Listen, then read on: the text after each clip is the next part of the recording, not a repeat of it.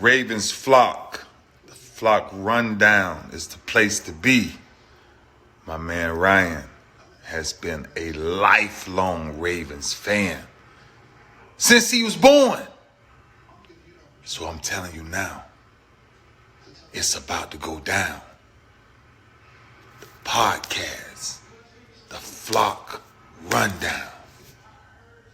Ravens, baby. Nothing gets better than waking up and wondering how high we can fly. Tune in. Motionless brainwaves attempt to swim their way to sense, can't tame the untamed. Appreciate you, Ray. What's up, Ravens fans? My name is Ryan, and welcome back to another episode of the Flock Rundown Postgame Edition. The Ravens just dominated the 49ers 33-19. They threw 5 interceptions. We'll get into all the details here in a second. First, I want to shout out Rashad Briscoe 153 for winning the giveaway this week. He guessed 119 total rushing yards for the Ravens, which was the lowest guess, and they ended up with 102, which is definitely lower than they have been getting, but I'll take the dominant win. But shout out to Rashad Briscoe. I already sent you the 50, man. Congrats. Merry Christmas. Merry Christmas to you all. I hope you enjoyed your Christmas yesterday. They're currently healthy. The 49ers kicked the out of the Ravens.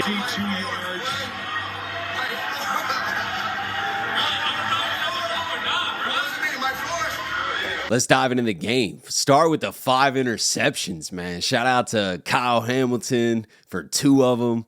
Shout out to Brandon Stevens for tipping it and Marlowe getting one. Shout out to Marcus Williams at the end of the game. Shout out to Patrick Queen.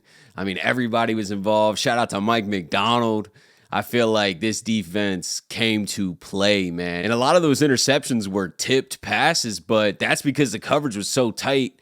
Purdy's throwing it to tight coverage, and it's just getting tipped up, and then guys are around the ball. They're able to make plays. The first pick that Purdy threw, Kyle Hamilton just completely faked him out. Purdy did not even see Kyle Hamilton. I think they were in like quarters coverage, and Debo was on post, like crossing route, and Kyle Hamilton was just sitting over there, but Purdy didn't see him. So that was definitely just boneheaded throw by Purdy. The other ones I wouldn't say were like boneheaded throws, but when the coverage is that tight, you got to try to fit it in, and we were just tipping the balls. We were all over it. It was a fun night, dominant defensive play. Brent Urban with 2 sacks, Clowney with a sack, Van Noy with a sack. Clowney was all over, especially when Trent Williams went down. Man, the pass rush just started eating. I know the game gets a little bit easier for the pass rush once the offense has a huge lead, but defense caused all those turnovers that gave the offense a good chance. And this game really didn't take off until that third quarter. The first half, the Ravens were getting those turnovers. I think at that point, Purdy had 3 picks, but the Ravens offense was not capitalizing on a lot of them. There's a lot of field goals. So we go into the half, it's like 16-12. I'm like, all right, here we go. Another nail biter, tight game. And then that third quarter, we just had an explosion. Our offense ended up scoring on 7 straight drives. I think we can dead the Brock Purdy MVP narrative. I said in the preview episode that I really didn't feel like Purdy had a strong case outside of those numbers.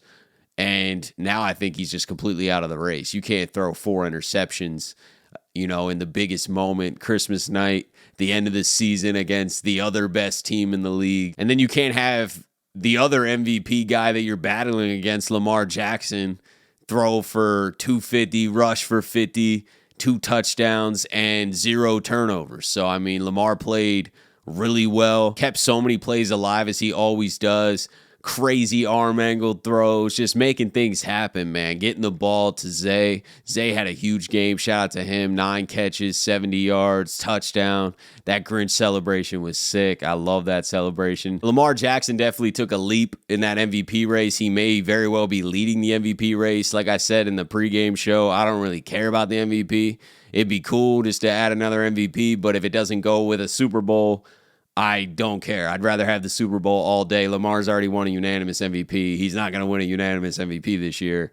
A second MVP just doesn't have the same weight as a Lombardi trophy. So I'll take a Super Bowl, but if we can get both, and it's just a little cherry on top, I'll definitely take Lamar getting an MVP. He definitely deserves it. He's the most valuable player in the league to his team. Quarterback, I think if anybody watched the game, if anybody watched football this season and watched the Baltimore Ravens, they know for a fact Lamar Jackson is the MVP hands down. It's hard to argue that, but I also can hear a great argument for Christian McCaffrey, who they probably should have got the ball to a little bit more. I just think they got so behind that it fell apart, but Christian McCaffrey's definitely there. He had a great night last night. He's an unbelievable running back. He probably is their most valuable player.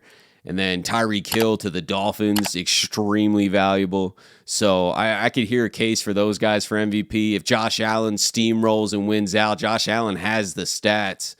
But I just think with Lamar's record right now being 12-3 and just dominating the Niners like they did, Lamar's going to have a serious edge for an MVP. So if it goes to a quarterback, I feel like it's going to Lamar. But we'll see. 2 weeks left. If we beat the Dolphins this week, we clinch the 1 seed. So we might even rest the starters week 18. I'm not sure because we would have the bye too. It's kind of a 2019 flashback where there's a big decision. Do you want to sit the starters for 2 straight weeks and then risk them possibly coming out flat? We'll obviously talk about that if we beat the Dolphins. I don't want to get too ahead. I was just painting this scenario. If we do beat the Dolphins, we clinch that number 1 seed. Week 18 is completely meaningless. If we happen to lose to the Dolphins this week, they would have the number 1 seed. They then play the Buffalo Bills, which is an obviously really tough game for them. If they were to lose to the Bills and we beat the Steelers, we'd get the 1 seed back. So just losing to the Dolphins this week doesn't end the Ravens' chances at getting the 1 seed, but obviously it would be out of our control a bit, and that would suck, especially with how well we're playing. We just got to beat the Dolphins. We beat the Dolphins this week. We're chilling. We got the number 1 seed. We got the bye. Put the energy towards the postseason. And we'll talk about the Dolphins as the week goes on. We'll have another preview episode on Friday with another giveaway.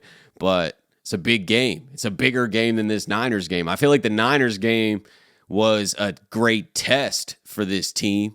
And with the way it played out, the Ravens made a statement that they're not going to get bullied.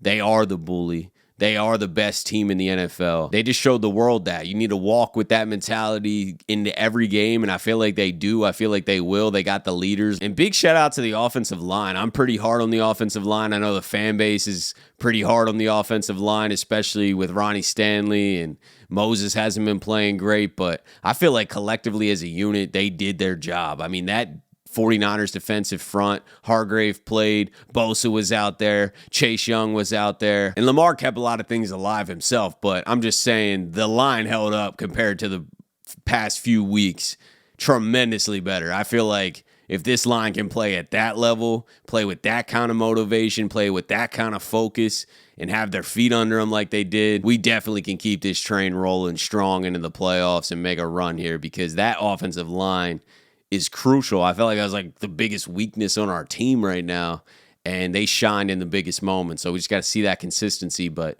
big shout out to Ronnie Stanley, Morgan Moses, Zeitler. I know Zeitler got banged up. Makari got banged up too. But shout out to them. Shout out to Linderbaum. Shout out to Simpson. Everybody just collectively played incredible. Kyle Hamilton also suffered a knee injury. I believe it's the same knee. But Harbaugh said he's optimistic about everybody's chances to play moving forward.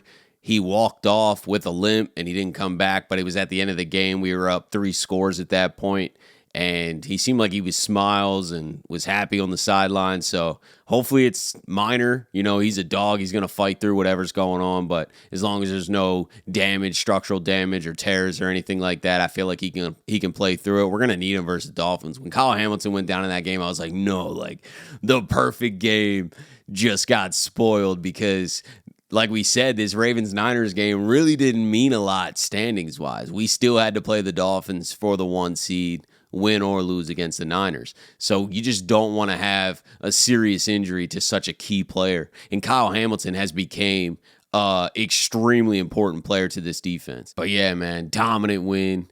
What a statement. Ravens are now 12-3, the best record in the entire NFL.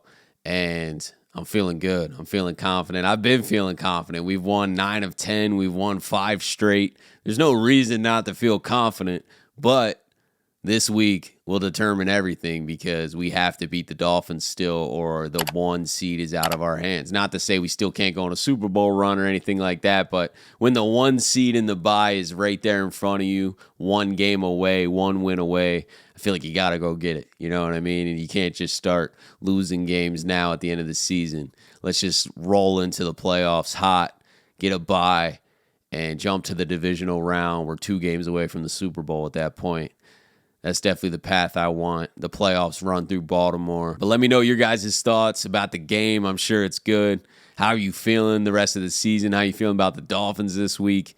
What were your takeaways from the Niners game? And as always, guys, I appreciate you tuning in to another episode of The Flock Rundown. Have a beautiful rest of your day, and I'll talk to you guys next time. Motionless brainwaves attempt to swim their way to sense, can't tame the untamed.